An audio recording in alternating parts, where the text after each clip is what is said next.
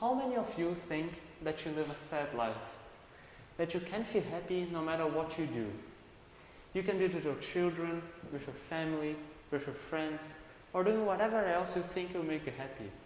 But even though you're doing these things, you simply cannot feel that feeling you were searching for. That sensation you feel when you see a great movie. That thing inside you that makes your heart warm, that makes you happy. Well, if you've ever felt like that, here's a story that makes you enjoy life. In 2005, just about 4 months after I was born, my mom was diagnosed with NHL, or non-Hodgkin lymphoma, which is a type of cancer that starts in the white blood cells. And in my mom's case, it attacked her bone marrow so much it became unable to produce any kind of blood cell. And as we all have learned in school, no blood means no life. There's no transportation of oxygen, no protection against infections, and no way of stopping a bleeding, for example. And this cancer is a very rare type of cancer.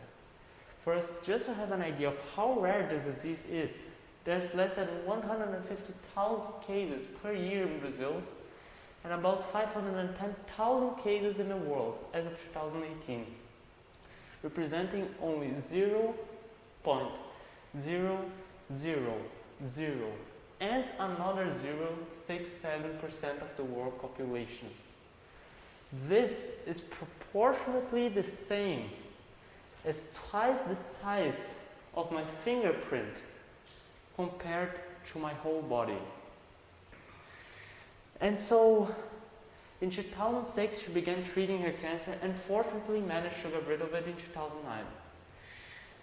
And so, we fast forward to 2015. And what happened in 2015? She began noticing some strange things happening to her, some strange feelings. My mom began feeling tired, weak, and got flus that lasted over 3 weeks. And about 2 weeks after the last flu, she would get another one. And then suddenly she was feeling strong pains in her heart. So she went to her doctor and he asked for a PET scan. And when the results were available, this was what we saw. Every single dot you see in this image is a little tumor. And I mean, what do we need to do? I mean, look at this. How do we treat something like that? Well, the core problem was again in her bone marrow. And so she needed to get a bone marrow transplant.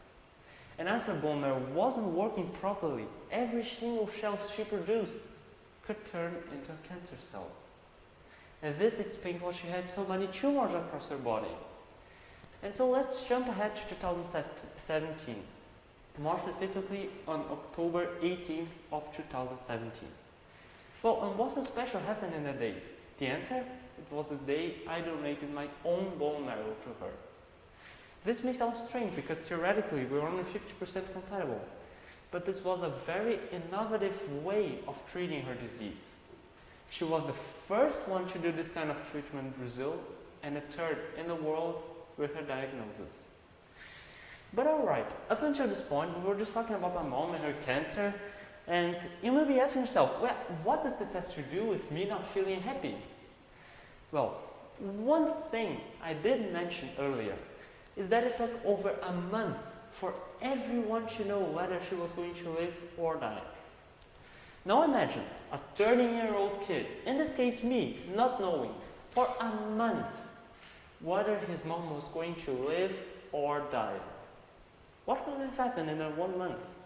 Definitely nothing but crap. I've never lost someone, but there's one thing I can say. That not knowing whether a person is going to live or die is the worst kind of torture you can ever go through, especially if you love this person. And this way of torture is highly connected to our feelings. If you are there, present, every day, every moment, you will be tortured. There's no way out. And day after day, hour after hour, minute after minute, I was being tortured. And for months, I would every day thinking to myself, well, will my mom make it until today? And tomorrow, will she die the day after tomorrow? But one day, all during this 1 month, something occurred to me. I had an idea. Well, I thought, if this torture is highly connected to my feelings, what will happen if I just turn that little switch we have and shut down the feeling of sadness? If I didn't feel sad, I would be happy, right? Well, and looking back now, I realize, boy, was I mistaken. But that was exactly what I did. How? I don't know. I think everybody can do that, and that's the danger of it. But then you may also be asking yourself, how did I feel? Well, I felt wonderful. I felt like just a ton of weight has been lifted up my back. It was like a drug to me, seriously. I felt good. I could manage to have very great at school, and I was somehow able to keep going in spite of my mom's disease. Everything seemed to be going perfectly. But the one thing I simply just couldn't notice at the time was that when I chose not to feel sad, I had broke myself.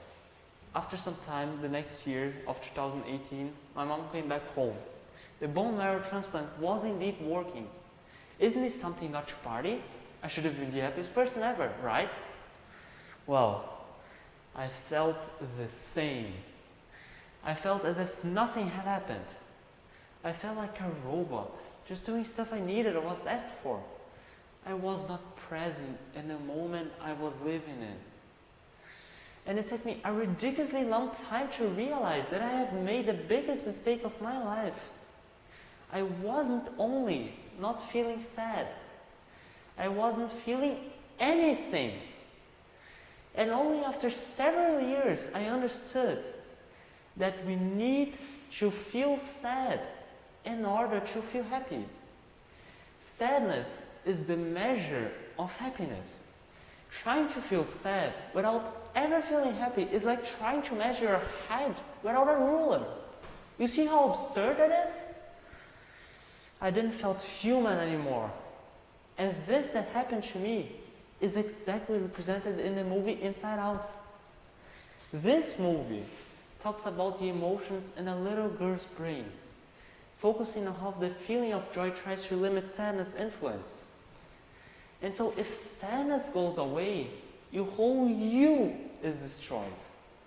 Because we are made to have all of our emotions and to feel all of them. We can't just say, oh yeah, you emotion, you are making me bad now, just go away. And we throw the thing away. If we do that, we are not we anymore. We're just a machine, just a thing, just some atoms occupying space in the universe. We lose the sense of what is to be human. We lose our humanity. And so my advice to you people that can't feel happy is live everything your life has to offer, both good and bad. Be present in every moment because life is short. Don't try to feel only happy because this does not exist. It is impossible. And so don't try to control your feelings. Happiness can only exist if you allow yourself to feel sadness.